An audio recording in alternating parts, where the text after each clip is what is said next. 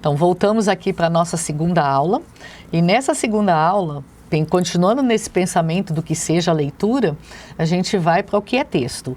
E existem duas denominações de texto, o texto verbal e o texto não verbal. O texto verbal é aquele que tem palavra, o não verbal é o que não usa a palavra. Então, aqui nós temos alguns exemplos de texto verbal, não verbal e textos mistos, que misturam as duas coisas.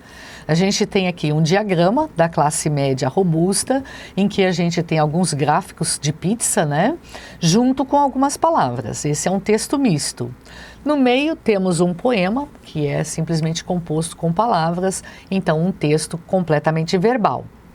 E já na terceira imagem, que é aquela charge, mais uma vez a gente tem a imagem associada com as palavras. Então, na leitura, a gente precisa fazer essa associação. E depois um desenho, né, onde você só tem a imagem e fazer a leitura, né, na verdade, com o título dessa imagem, que está aqui embaixo, né, presságios favoráveis, e a imagem em si, fazer uma leitura dessa imagem pensando nesse título, tá? O poema que eu falei, né, são só palavras, mas enfim, essas palavras elas constroem imagens na nossa mente, com as quais a gente também trabalha, né? Bom, na sequência aqui a gente tem um vídeo. Essa é um outro exemplo de texto não verbal.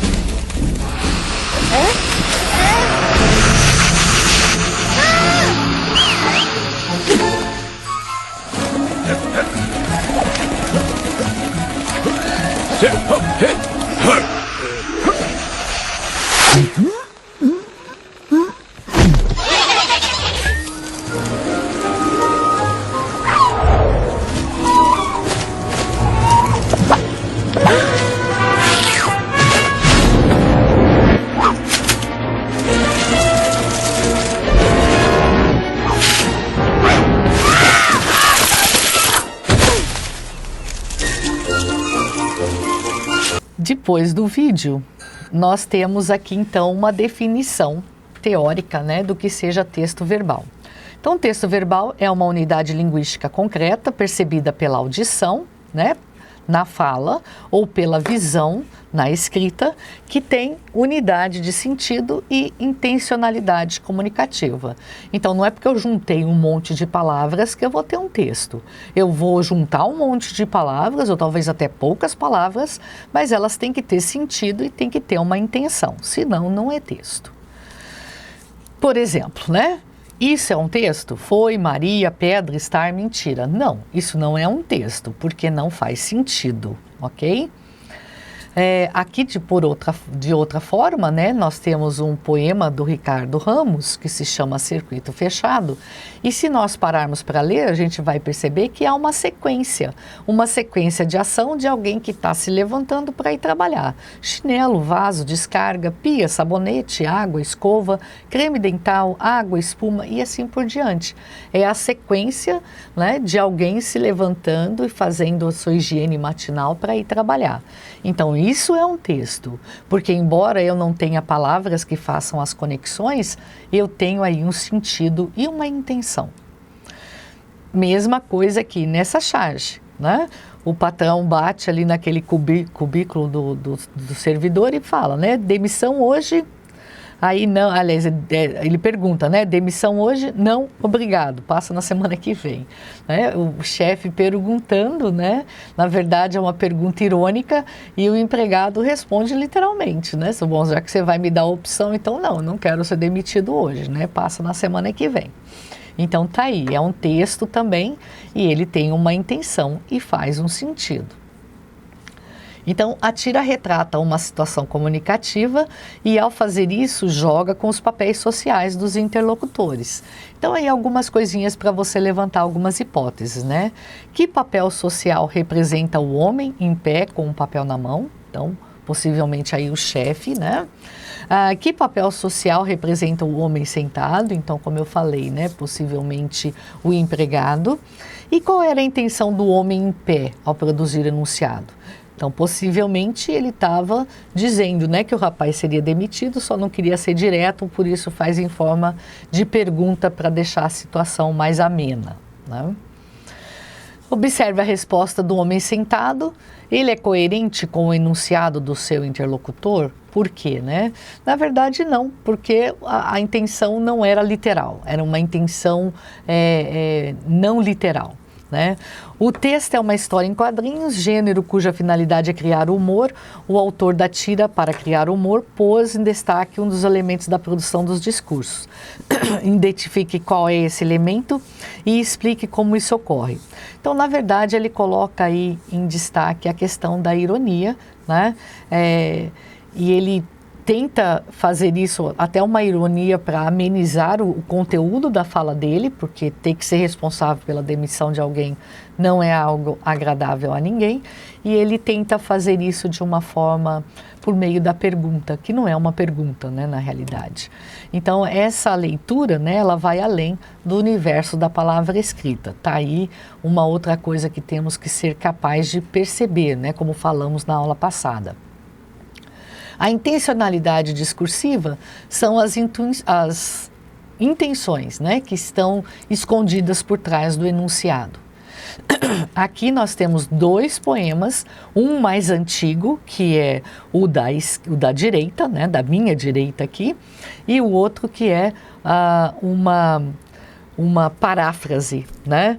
E, aliás, desculpa, o da esquerda, né? Que saudade que eu tenho da aurora da minha vida, da minha infância querida. Esse do Casimiro de Abreu é o texto mais antigo e é um texto em que o autor realmente faz tá com saudade da sua infância. Do outro lado, já é um texto do século XX, em que o Oswald de Andrade, ele vai retomar essa questão da saudade, mas ele vai fazer de uma forma mais paródica, né? Ou de uma forma mais realista, de acordo com a infância dele próprio, ok? Bom, a interdiscursividade, que foi o que nós vimos aqui, né? A mistura de um texto antigo com um texto novo, um com uma visão, outro já distorcendo um pouco dessa visão, é essa relação entre dois discursos, né? Dois discursos que se cruzam, um para citar o outro, às vezes concordando, às vezes discordando. A paródia é exatamente isso, é quando eu vou retomar um discurso antigo, mas eu vou distorcer, fugindo da intenção do primeiro. Talvez a intenção do primeiro seja algo sério e eu, na minha retomada desse texto, vou fazer uma piada, né? A gente conhece bastante essa paródia porque o TikTok está aí para não nos deixar falar sozinhos, né? Bom, aqui a gente tem uma imagem que é uma propaganda de uma hortifruti, em que ele fala, olha que couve mais linda, mais cheia de graça. Na verdade, é uma propaganda da couve, mas retoma aquele verso da música da Garota de Ipanema, né? Aqui a gente vai ver um vídeo, né, que eu trouxe só para vocês terem noção dessa música, Não Vou Me Adaptar, uma música dos Titãs, que foi dos anos 80, né?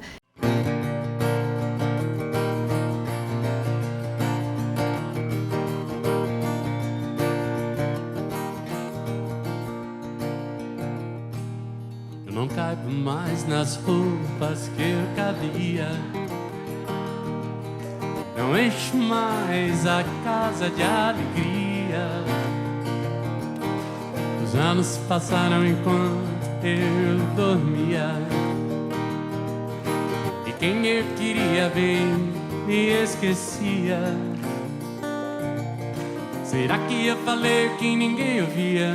Será que eu escutei o que ninguém dizia? Eu não vou me adaptar, não vou me adaptar, não vou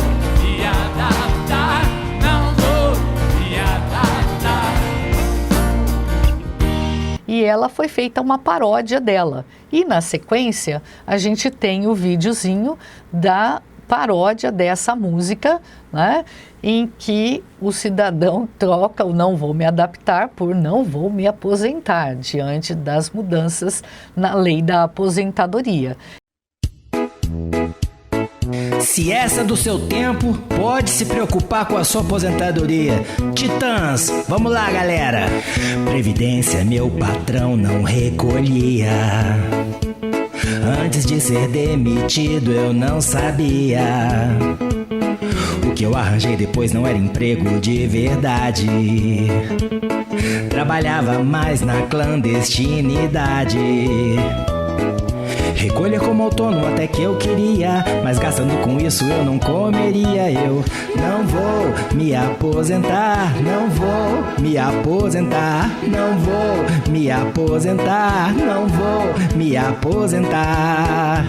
E ele então faz uma piada. O não vou me adaptar dos Titãs trata talvez dessa descoberta do adolescente, do jovem que se vê adulto, e a vida adulta é completamente diferente da vida de criança.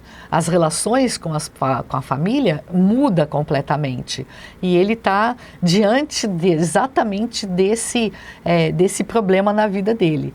E a paródia está diante de um outro problema, né, que é a questão da aposentadoria. Com as mudanças de regra, as pessoas se sentem como assim, nossa, então eu nunca vou conseguir me aposentar. E ele faz esse paralelo, e um paralelo que muda a intenção do original e cria um certo humor, porque ele pega o mesmo ritmo, pegam palavras próximas, mas o sentido completamente diferente. Ok? Então fica aí um exemplo, né, dos vídeos para a questão da paródia. E com isso chegamos ao final de mais uma aula.